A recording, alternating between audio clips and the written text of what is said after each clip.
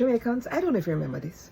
The only time I ever saw a crate of Heineken or Red Stripe in Jamaica was a big session was being kept or a holiday time. It was one of these things, say, you go at least see some of them stacked up somewhere, and from that the excitement already a build for what come next. The adults then would be outside, music a play, and you hear the sound of the dominoes them a hit the tabletop, and those crates that we saw initially are getting lighter and lighter. So here's my question to you. If you're at that holiday session or that party right now, and the two crates that I talk about are still there, which one you pulling? A nice cold Red Stripe or a nice cold Heineken? And tell me, which holiday comes to mind when you think about this? Man, I'm getting nostalgic just thinking about my days of sessions, like the jam sessions families will have at home. Usually it's always around somebody's birthday party where the kids' birthday start first, then the kids go to bed and the adults take over. Those were the days.